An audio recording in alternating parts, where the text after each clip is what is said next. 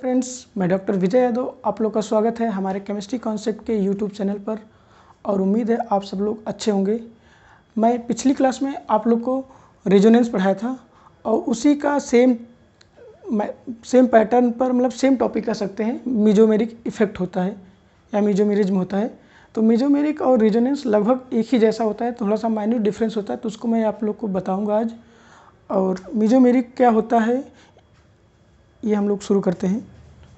तो आज का टॉपिक है मीजोमेरिक इफेक्ट।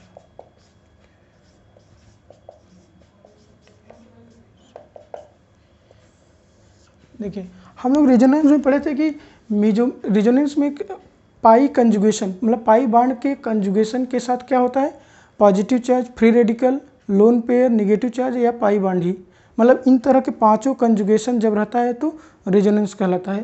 तो इसमें भी सेम वही होता है, सब कुछ वही होता है कि pi bond, the delocalisation of pi bond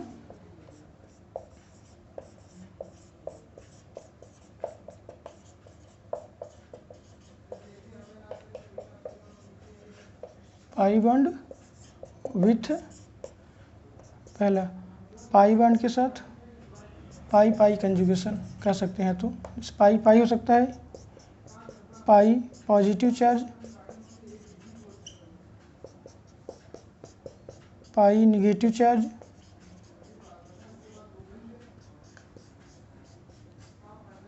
pi free radical,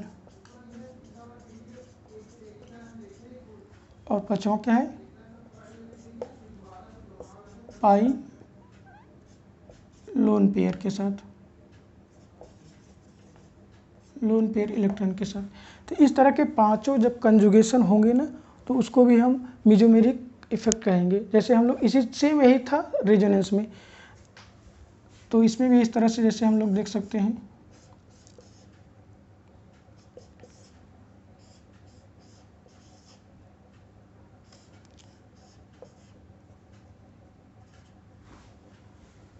और यहाँ पे ये इस तरह के पांच आप एग्जाम्पल दिखा सकते हैं। यहाँ तक कि ना ये कहना चाहिए कि मीजोमेरिक और रेजोनेंस को एक साथ ही पढ़ना चाहिए। तो हम सोचा पहले इसको बता देते हैं, उसके बाद इसको बताते हैं। दोनों में मतलब एक साथ भी पढ़ सकते हैं, अलग अलग भी पढ़ सकते हैं, ज़्यादा डिफरेंस नहीं, बस एक आध जगह डिफरेंस है। और होता क्या है कि इसमें दो तरह का होता है मीजोमेरिक इफेक्ट जो होता है ना, ये दो तरीके का होता है। उसमें पहला वाला जो बोलते हैं उसको प्लस एम ग्रुप बोलते हैं और दूसरा वाला माइनस एम ग्रुप बोलते हैं।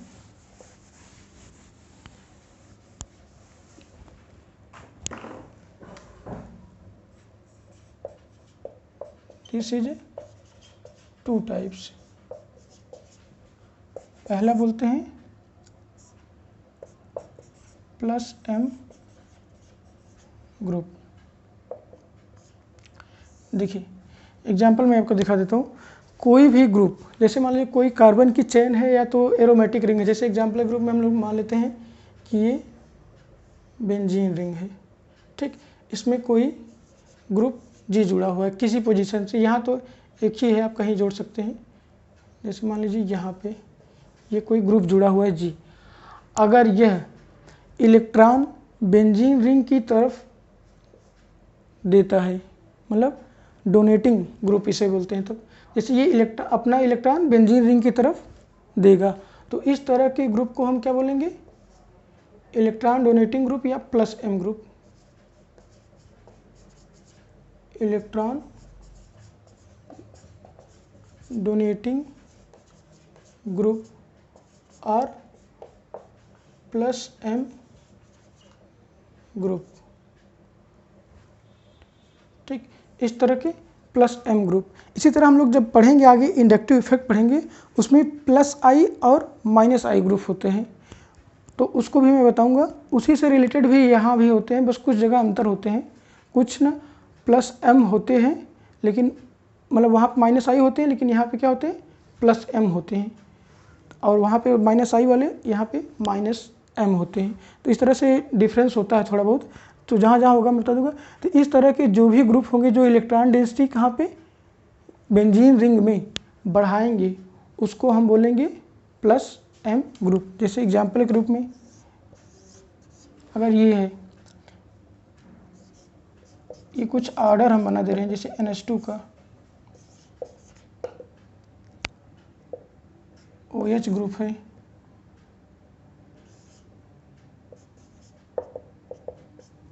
एल्कोक्सी ग्रुप है,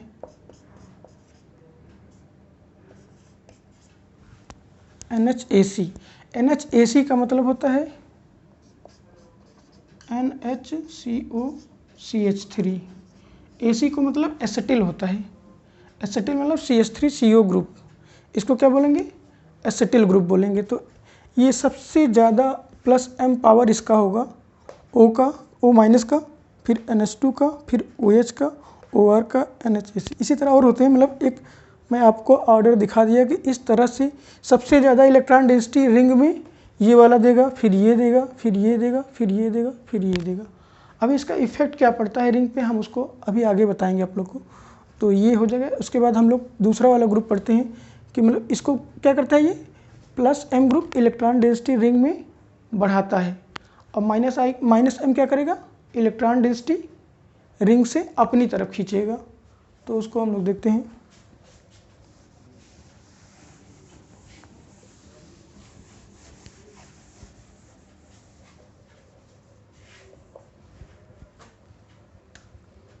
-M ग्रुप, -M ग्रुप क्या होता है, जो भी ग्रुप होगा वो इलेक्ट्रॉन डेंसिटी क्या करेगा, रिंग से अपनी तरफ खींचेगा। तो इस तरह के ग्रुप को क्या बोलेंगे, इलेक्ट्रॉन विथ ड्राइंग ग्रुप।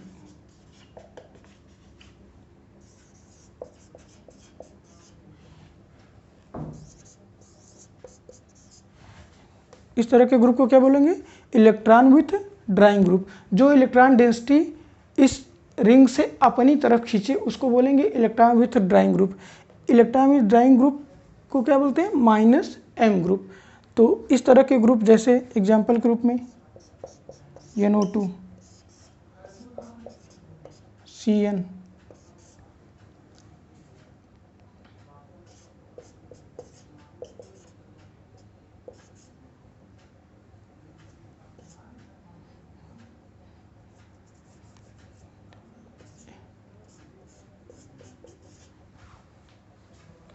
तो इस तरह के जैसे ये मेन ग्रुप आपको मैं दिखा दिया हूँ। तो ये क्या करते हैं, ये इलेक्ट्रॉन डेंसिटी अपनी तरफ रिंग से खींचते हैं।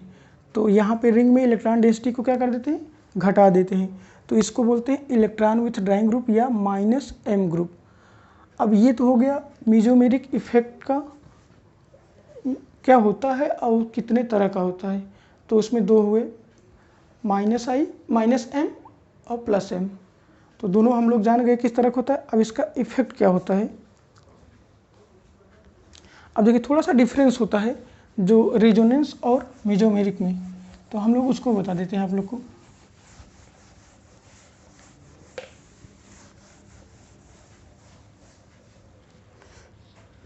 देखिए यहाँ तक हम कह सकते हैं ना कि all the mesomeric are resonance but all resonance are not mesomeric.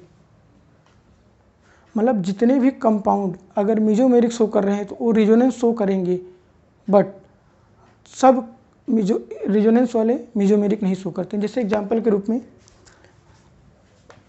अगर हम ये देखते हैं,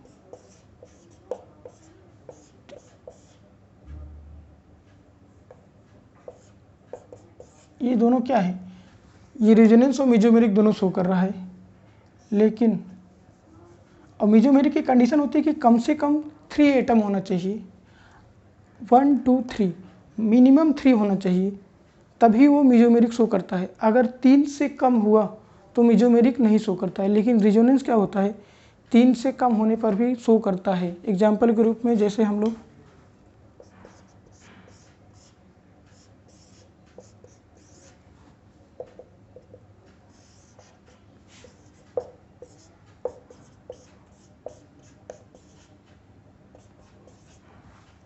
देखिए ये क्या है, ये मेसोमेरिक हम नहीं कह सकते क्योंकि देखिए 2 ही एटम के बीच इसका कंजुगेशन है, तो इसको हम रेजोनेंस बोलते हैं। इसको क्या बोलते हैं, रेजोनेंस बोलते हैं। ये सिर्फ रेजोनेंस शो कर रहा है, मेसोमेरिक इसको नहीं बोल सकते। मेसोमेरिक कम से कम 3 एटम के बीच होना चाहिए। जैसे हम लोग कोई भी ग्रुप लेते हैं तो 1 2 3 इतना होना चाहिए आपको, कम से कम 3। लेकिन यहाँ पे हमारे पे क्या है, यहाँ पे 2 ही है। यही कि इन्हीं दोनों के बीच क्या हो रहा है, इलेक्ट्रॉन का डिलोकलाइजेशन हो रहा है। तो हम इन्हीं दोनों के बीच अगर देखेंगे तो इसको बोलते हैं रेजोनेंस। अब देखिए कुछ लोग कमेंट में पूछे थे कि सर आप ऑक्टेट टूल को थोड़ा सा एक्सप्लेन कर दीजिए। तो ऑक्टेट टूल होता क्या है, देखिए जब किसी एटम में उसके आउटर मोस्ट शेल में 8 इलेक्ट्रॉन होते हैं ना, तो उसको ऑक्टेट कंप्लीट होता है। लेकिन जब 8 से कम होते हैं तो उसको हम बोलते हैं इनकम्प्लीट ऑक्टेट। उसको क्या बोलते हैं, इनकम्प्लीट ऑक्टेट। जैसे यहाँ पे कार्बन में देखिए, अब देखिए इसका जब भी हम देखते हैं जब कोवैलेंट बॉन्ड बनाता है तो हमेशा ना परस्पर क्या एक दूसरे से साझेदारी करके इलेक्ट्रॉन का शेयरिंग ऑफ इलेक्ट्रॉन होके ये बनते हैं कोवैलेंट बॉन्ड। तो जैसे यहाँ पे एग्जांपल के रूप में जैसे कोई भी एग्जांपल ले लेते हैं, तो ये होता क्या है ना, यहाँ पे 1 इलेक्ट्रॉन होता है,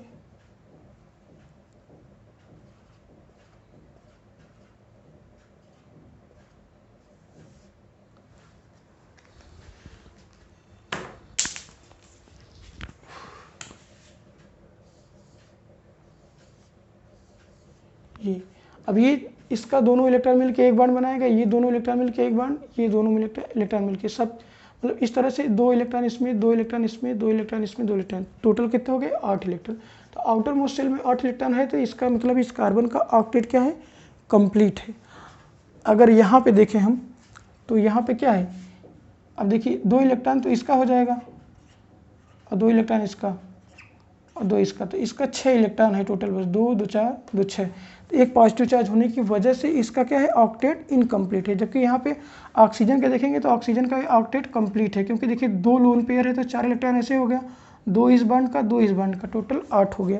तो इसमें ऑक्टेट इनकम्प्लीट है, यहाँ पे ऑक्टेट कंप्लीट है, क्योंकि देखिए 2 इलेक्ट्रॉन इसका, 2 इलेक्ट्रॉन इसका, 2 इलेक्ट्रॉन इसका, तो 6 इलेक्ट्रॉन इधर हो गए, 2 इलेक्ट्रॉन इधर, तो टोटल 8 इलेक्ट्रॉन। तो इस सेकेंड वाले मॉलिक्यूल में हमारे मॉलिक्यूल का ऑक्टेट कंप्लीट है, जबकि फर्स्ट वाले में ऑक्टेट इनकम्प्लीट है।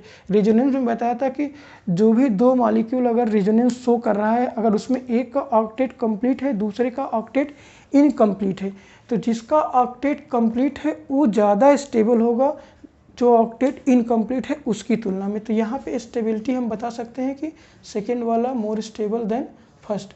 इसको हम इससे भी दिखाते हैं कि कभी भी अगर हम लोग देखें कि जहाँ पे maximum number of covalent bond हो ना, तो ज़्यादा स्टेबल होगा जिसमें कम नंबर ऑफ कोवैलेंट बॉन्ड होते हैं। जैसे यहाँ पे 3 1 4 है बॉन्ड, यहाँ पे 2 1 3 है, तो जिसमें ज़्यादा होगा कोवैलेंट बॉन्ड वो ज़्यादा स्टेबल होगा, तो इसलिए ये ज़्यादा हो गया। बॉन्ड का रिलेशन उसके ऑक्टेट से ही है, तो यहाँ पे सेकेंड वाला ज़्यादा है और फर्स्ट वाला कम स्टेबल है।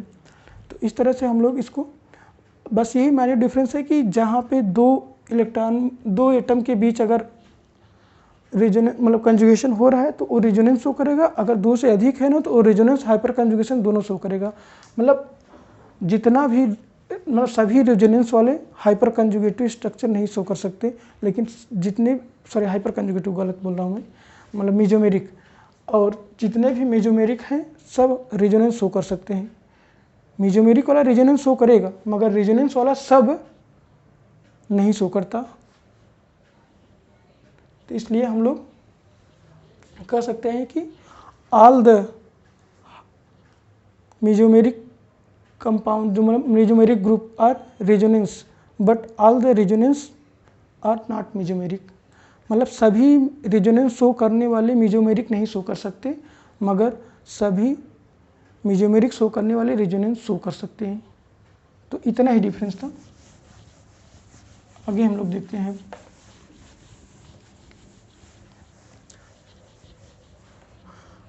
अब देखिए होता क्या है, एक इफेक्ट होता है कि कब कब न डिलोकलाइजेशन या रेजोनेंस इनहिबिट करता है। तो इसमें एक कंडीशन होती है steric inhibition of resonance. Steric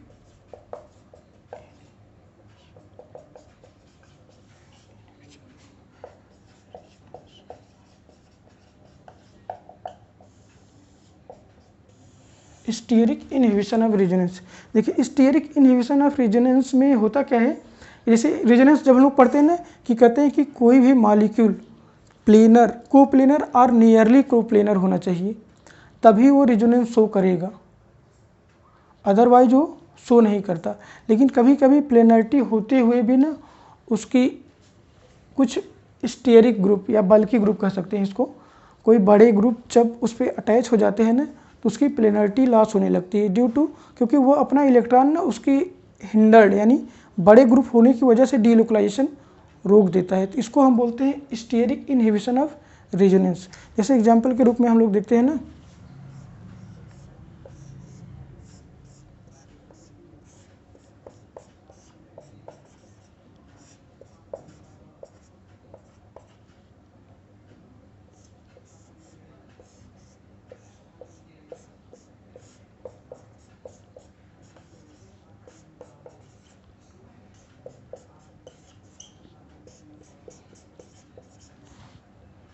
अब देखिए यहाँ पे इसका नाम है NN dimethyl aniline.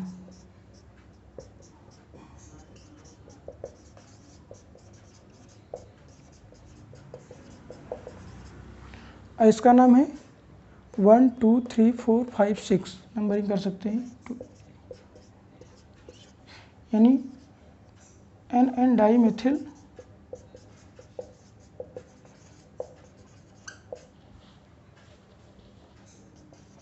To 6 di nitro aniline. NN dimethyl 2,6 di nitro aniline, ये इसका नाम है, और इसका नाम है NN डाइमेथिल एनिलीन। तो होता क्या है ना, इसमें दो बल्कि ग्रुप जुड़ने की वजह से ये इसका इलेक्ट्रॉन इधर शिफ्ट नहीं कर पाता। मतलब अगर इस तरह से ये बनना चाहे तो इसको क्या होगी, स्टीयरिक प्रॉब्लम होने की वजह से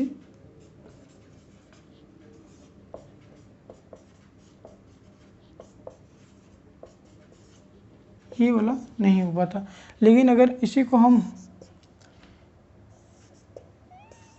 इधर की तरफ मूव करें ना तो कोई दिक्कत नहीं होती, ये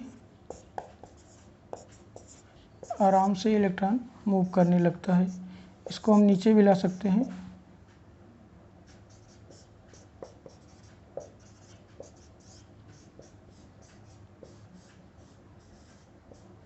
ठीक, तो इस तरीके से इधर वाला जब बल्कि ग्रुप ना होने की वजह से ये शो करता है, लेकिन यहाँ पे जब दो NO2 ग्रुप आ जाते हैं ना तो ड्यू टू स्टीयरिक हिंड्रेंस ये रेजोनेंस नहीं शो करता है। तो इसको बोलते हैं स्टीयरिक इनहिबिशन ऑफ रेजोनेंस। इसी तरह एक एग्जांपल और देख लेते हैं हम लोग।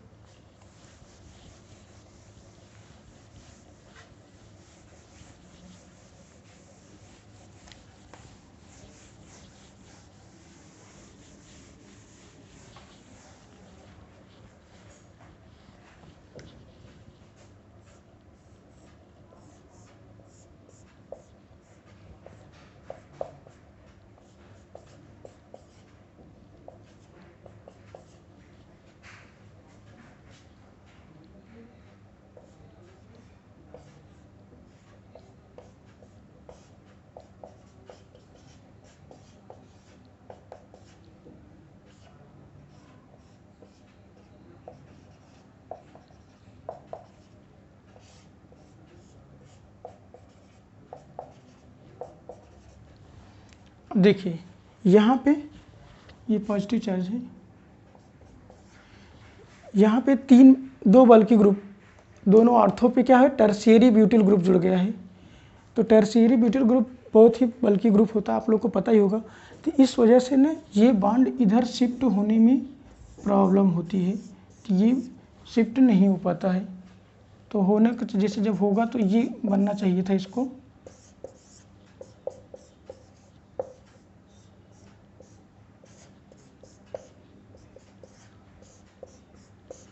लेकिन ये होता नहीं है। लेकिन यहाँ पे ये आराम से बॉन्ड क्या करता है, इधर शिफ्ट हो जाता है। ये निगेटिव हो जाएगा, इधर भी निगेटिव रहेगा,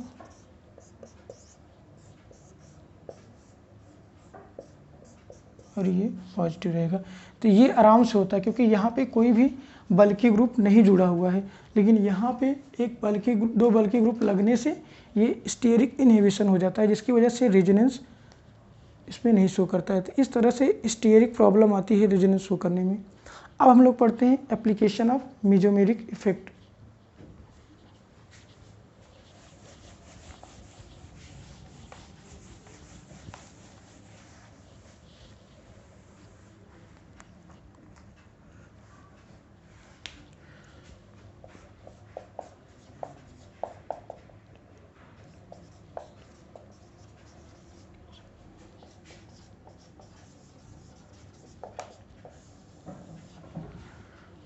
एप्लीकेशन ऑफ एम इफेक्ट, तो पहला है ना स्टेबिलिटी ऑफ कंजुगेटेड मॉलिक्यूल।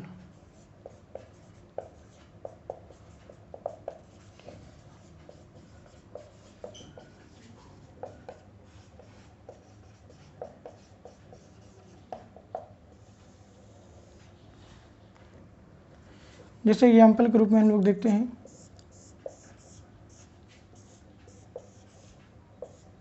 अब देखिए जैसे कंपाउंड फर्स्ट और कंपाउंड सेकंड, इन दोनों में कौन स्टेबल होगा? पहला वाला, क्योंकि ये कंजुगेशन में है और ये कंजुगेशन में नहीं है, तो इसलिए इसकी स्टेबिलिटी ज़्यादा होगी। इसी तरह हम लोग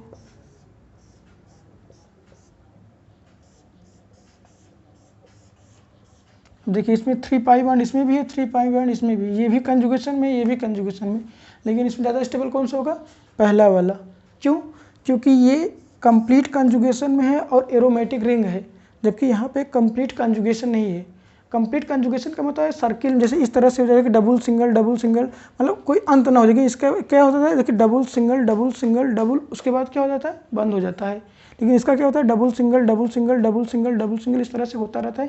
तो ये कंप्लीट कंजुगेशन में आता है, लेकिन ये कंप्लीट कंजुगेशन में नहीं आता है, इसलिए ये ज़्यादा स्टेबल होगा और ये कम स्टेबल होगा। ये तो हो गया स्टेबिलिटी ऑफ कंजुगेटेड मॉलिक्यूल। इसी तरह से स्टेबिलिटी ऑफ कार्बोकैटायन के हम देख सकते हैं।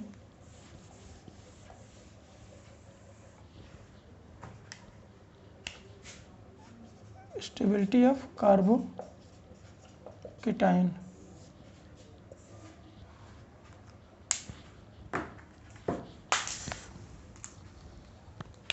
जैसे यहाँ देखते हैं हम लोग,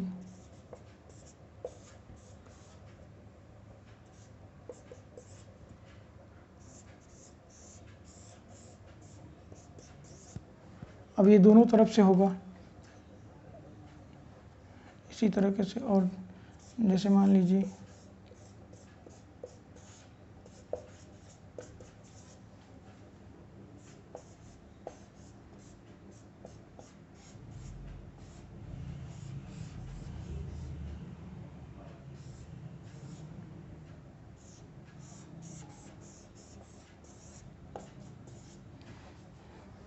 अब जैसे देखिए यहाँ पे एक ही डबल बॉन्ड है, यहाँ पे 2 डबल बॉन्ड कंजुगेशन में, ये एरोमेटिक रिंग के कंजुगेशन में, ये 3 एरोमेटिक रिंग के कंजुगेशन में। तो जितना ज़्यादा रेजोनेंस शो करेगा, जैसे देखिए यहाँ पे क्या करने का, यहाँ पे ये इधर जाता तो यहाँ पे निगेटिव पॉजिटिव आता, फिर यहाँ आता, फिर यहाँ आता, उसी तरह से यहाँ पे एक बार आर्थो पे पैरा पे, फिर आर्थो पे। तो 3 इसका शो करता, 3 इसका, 3 इसका, 9 एक खुद का रहता, 10 स्ट्रक्चर शो करता है। यहाँ पे 3 और एक इसी का रहता है 4। इस तरह से यहाँ पे एक बार इधर आ सकता था और फिर एक बार यहाँ जा सकता था, 3 स्ट्रक्चर इसका शो करता। सबसे ज़्यादा स्टेबल ये वाला होगा, फिर ये वाला। इसको अगर नंबरिंग दे देते हम, पहला, दूसरा, तीसरा, चौथा, तो सबसे ज़्यादा कौन सा होगा? चौथा वाला स्टेबल होगा, फिर तीसरा वाला, फिर दूसरा वाला, उसके बाद पहला वाला। तो ये स्टेबिलिटी ऑर्डर हम बता सकते हैं। तो कोई भी मॉलिक्यूल देख के हम लोग स्टेबिलिटी ऑर्डर, और भी डिटेल कार्बोकैटायन की स्टेबिलिटी हम लोग पढ़ेंगे जब हम रिएक्टिव इंटरमीडिएट पढ़ेंगे, वहाँ पे कार्बोकैटायन की स्टेबिलिटी बताई जाएगी। इसके अलावा भी आपको कोई प्रॉब्लम होती है तो आप पूछ सकते हैं। उसके आगे हम लोग चलते हैं। एक क्वेश्चन लिखिए तो,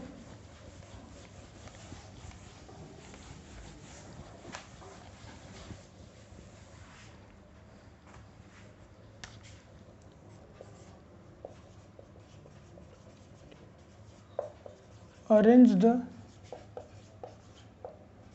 stability order of following molecule.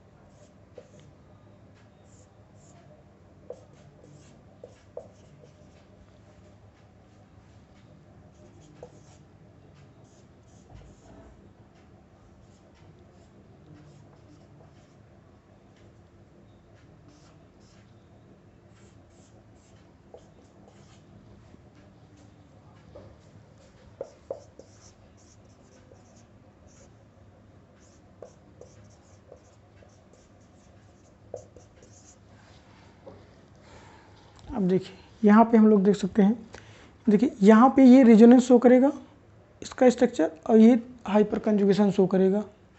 यहाँ पे दो जगह रेजोनेंस शो करेगा, एक जगह हाइपर कंजुगेशन, यहाँ तीनों जगह रेजोनेंस। तो रेजोनेंस वाला ज़्यादा स्टेबल होगा in compare to the hyper conjugative structure. तो सबसे पहले जिसमें सबसे ज़्यादा हाइपर कंजुगेशन किसमें शो कर रहा है, तीसरे वाले में, फिर दूसरे वाले में,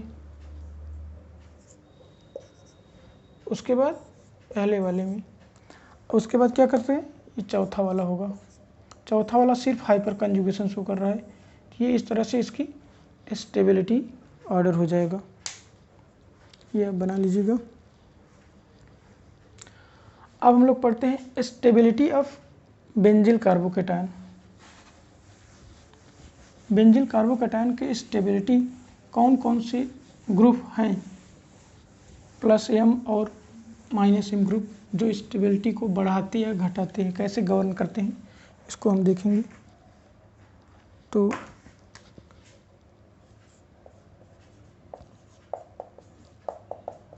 stability of benzyl carbocation. Benzyl carbocation, benzyl carbocation का मतलब होता है ना कि कोई बेंजीन रिंग रहे, उसके बाद कार्बन पे पॉजिटिव चार्ज रहे। ठीक, ये अब इसमें कोई ग्रुप लगाते हैं, ये हम दोनों लगा सकते हैं, +m ग्रुप और -m ग्रुप। अब देखिए होता क्या है, +m ग्रुप ना कहाँ लगाते हैं इसके ऊपर डिपेंड करेगा स्टेबिलिटी। जैसे आर्थो और पोजीशन और पैरा पोजीशन पे जब लगाते हैं ना, जो भी इसका कंजुगेशन होगा वो हमेशा आर्थो या पैरा पे रहेगा। कंजुगेशन मेटा पे कभी भी नहीं होता है, चाहे वो -m ग्रुप लगाए चाहे वो +m ग्रुप लगाए। कोई भी ग्रुप लगाएंगे उसका कंजुगेशन हमेशा आर्थो और पैरा पोजीशन पर रहेगा। जैसे ये ग्रुप के साथ कंजुगेशन करेगा ना, तो इसके आर्थो और पैरा पर रहेगा तभी करेगा। जैसे एक बार हम +m ग्रुप लगाएंगे और दूसरी बार अगर +m लगाते हैं तो प्लस बेंजिल कार्बोकेटायन की स्टेबिलिटी इंक्रीज करती है। +m ग्रुप क्या करेगा, increase the stability of benzyl carbocation, stability of benzyl carbocation. और -m ग्रुप क्या करेगा, आर्थो पैरा पे लगेगा तो decrease the stability of benzyl carbocation. -m group घटाएगा और +m ग्रुप बढ़ाएगा। अब कैसे घटाता है कैसे बढ़ाता है ये हम लोग आगे देखते हैं। पहले हम लोग +m ग्रुप को लगाते हैं।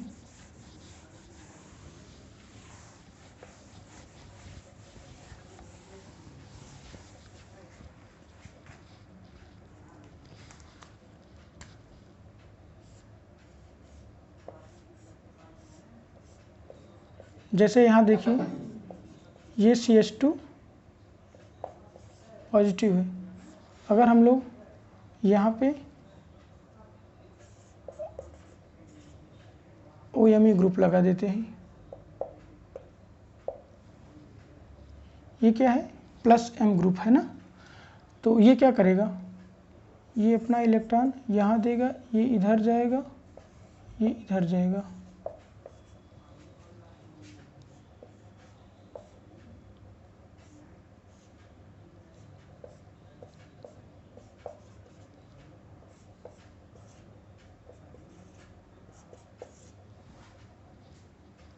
ठीक, इस तरह से ये इसको इलेक्ट्रॉन। अब देखिए स्टेबिलिटी कार्बोकैटायन की बढ़ती कब है, पहले ये जान लीजिए। कहीं भी अगर पॉजिटिव चार्ज है तो जो इसका मैग्नीट्यूड होता है वो बहुत ज़्यादा होता है। जैसे जैसे इसका मैग्नीट्यूड घटेगा वैसे वैसे ये स्टेबल ज़्यादा होगा। अब मैग्नीट्यूड कब घटता है, मैग्नीट्यूड का मतलब होता है यहाँ पे इलेक्ट्रॉन की कमी है, तो यहाँ पे चार्ज का जो पावर है, चार्ज पॉजिटिव चार्ज यानी पॉजिटिव की पावर है वो बढ़ जाती है जब यहाँ पे जब पॉजिटिव लगता है। अगर हम इसमें इलेक्ट्रॉन दे दें, इलेक्ट्रॉन का मतलब होता है निगेटिव चार्ज, अगर इसमें हम डालेंगे तो क्या होगा, यहाँ पे पॉजिटिव चार्ज का मैग्नीट्यूड घटने लगता है। जैसे जैसे मैग्नीट्यूड घटेगा वैसे वैसे स्टेबिलिटी क्या हो जाएगी, बढ़ जाएगी। यानी मैग्नीट्यूड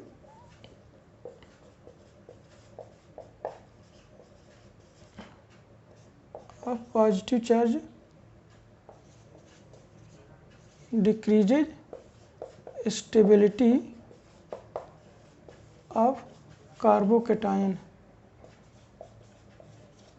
increases। मतलब कह रहा है कि जब जब जैसे जैसे magnitude of positive charge decrease करेगा स्टेबिलिटी इंक्रीज करेगी।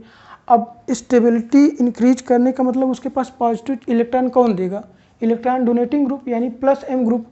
जैसे ये इलेक्ट्रॉन दिया तो क्या हुआ, ये इसकी मैग्नीट्यूड घट गया, ये पॉजिटिव चार्ज का मैग्नीट्यूड क्या हुआ, कम हो गया। जब मैग्नीट्यूड कम हो गया तो स्टेबिलिटी क्या हो गई, बढ़ जाएगी।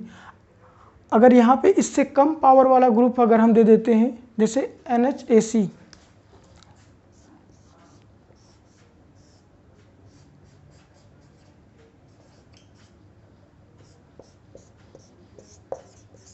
ये भी घटाएगा, ये भी क्या करेगा, घटाता है।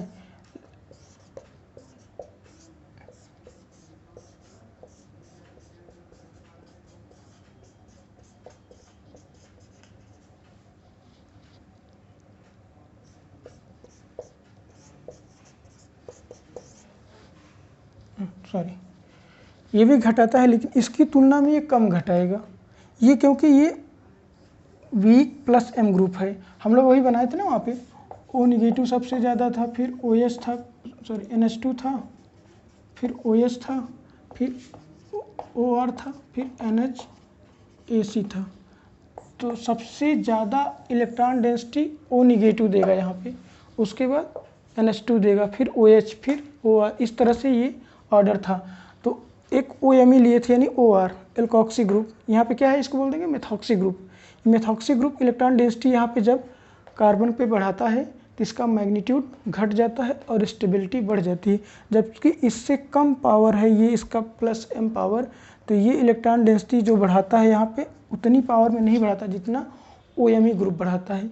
तो इसलिए क्या करेंगे, इस पे इलेक्ट्रॉन डेंसिटी ये कम बढ़ाएगा तो इसकी स्टेबिलिटी इसकी तुलना में कम रहेगी। इसी तरह हम लोग आर्थो और पैरा की पोजीशन से हम लोग समझ सकते हैं कि कब आर्थो पर रहेगा, कौन सा बढ़ता है और घटता कब है।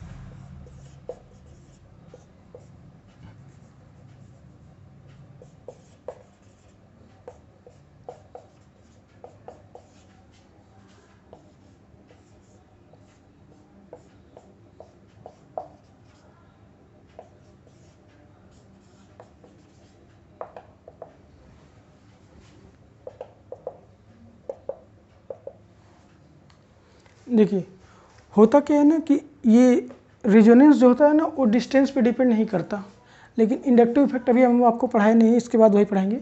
इंडक्टिव इफेक्ट क्या करता है, डिस्टेंस पे डिपेंड करता है। OMe ग्रुप जो होता है ना वो +M और -I ग्रुप होता है।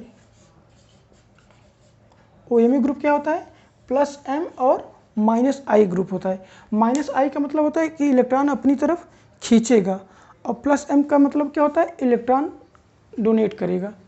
तो देखिए +M जो होता है ना लोन पेयर है, पाई कंजुगेशन की वजह से इलेक्ट्रॉन डोनेट करता है, लेकिन जब -I करता है ना वो सिग्मा बांड के थ्रू इलेक्ट्रॉन क्या करता है, अपनी तरफ विथड्रा करता है। तो यहाँ पे कंजुगेशन नहीं होता है -I के केस में, लेकिन +M के केस में कंजुगेशन होता है।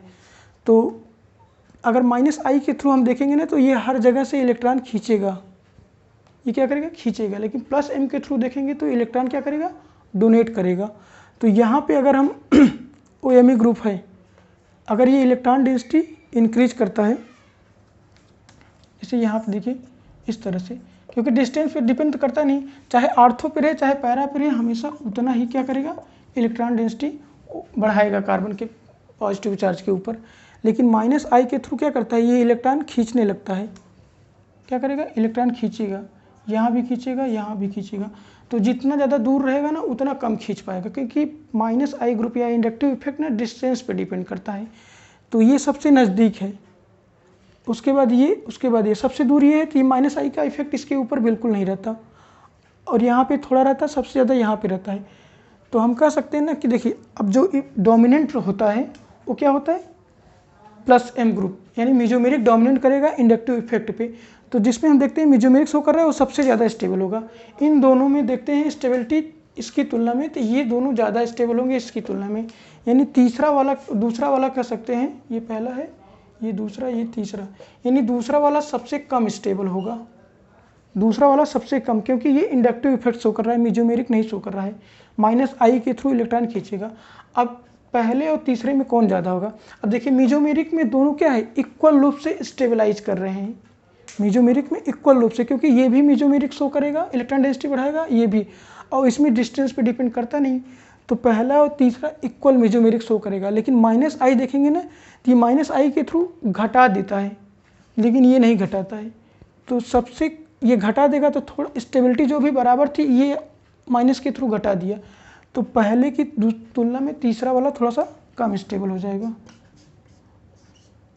यानी सबसे ज़्यादा जो स्टेबल होगा वो फर्स्ट होगा जब पैरा पे रहेगा, उसके बाद थर्ड होगा जब आर्थो पे रहेगा OMe, उसके बाद सेकंड होगा जब मेटा पे रहेगा। मेटा पे इसलिए नहीं होता क्योंकि मेटा का जो कंजुगेशन होता है ना वो नहीं शो करता, मेटा पे कंजुगेशन नहीं शो करता। जैसे एग्जांपल के रूप में हम लोग आपको दिखा देते हैं कैसे नहीं शो करेगा कंजुगेशन।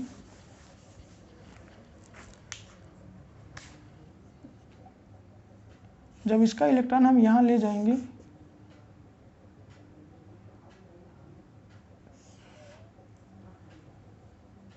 या ऐसे करते हैं, एक मिनट दूसरे,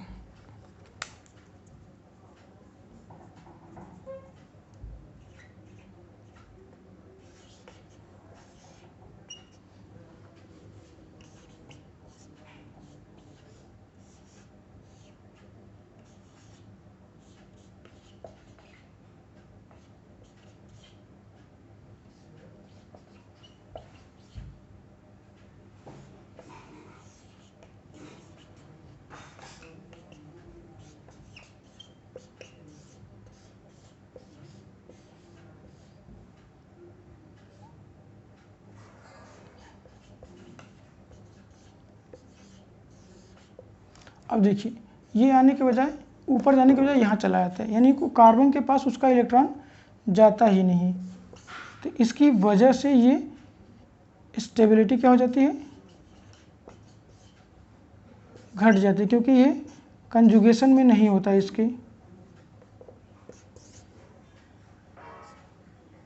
इसके कंजुगेशन में ना होने की वजह से। अगर हम इसको ओवरऑल देखें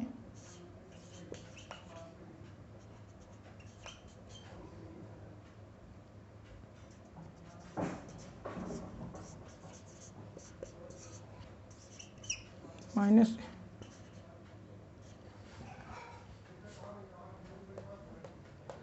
यहाँ पे कुछ असर नहीं करता, इसलिए क्या होता है, इसलिए ये मीजोमेरिक शो नहीं करता है, क्योंकि ये पैरा पे होता है, सॉरी और मेटा पे होता है। मेटा वाला इसको कंजुगेशन में नहीं होने की वजह से सबसे कम स्टेबिलिटी मेटा की होती है। तो आज के लिए बस इतना ही। अगर आप लोग को भी कुछ नहीं समझ में आता है ना, तो आप आगे के वीडियो, पीछे वाला वीडियो देख लीजिएगा, क्योंकि रेजोनेंस में उसमें पढ़ाया हूँ। पार्ट 1 और पार्ट 2 दो वीडियो है, और उसके बाद ये मीजोमेरिक इफेक्ट, इसका एक अभी हम एप्लीकेशन, क्योंकि अभी कार्बोकैटायन, बेंजल कार्बोकैटायन का बताए हैं, अभी इसका और बताएंगे एप्लीकेशन। और उसके अलावा जो भी दिक्कत होती है आप हमको कमेंट बॉक्स में पूछ सकते हैं। जैसे पिछली बार किसी ने पूछा था कि हमको ऑक्टेट नहीं समझ में आ रहा है, ऑक्टेट मतलब कैसे हम बताएंगे कि ऑक्टेट कंप्लीट है कि इनकम्प्लीट है, तो आज हमने बता दिया। तो उम्मीद है कि उनको समझ में आ गया होगा। और भी आज के मतलब जो भी आज हमने बताया, आप लोग को अगर कुछ दिक्कत होगी तो आप पूछ लीजिएगा कमेंट में करके। और आप लोग प्लीज़ वीडियो को लाइक और शेयर कर दीजिएगा, जिससे आप लोग के जो फ्रेंड्स हैं उनको भी ये वीडियो मिल सके और वो लोग आराम से कोई भी दिक्कत हो तो उसको पढ़ सकें। और हमारे चैनल को सब्सक्राइब कर सकते हैं जो भी नए आए हों। तो थैंक यू, आज के लिए बस इतना ही।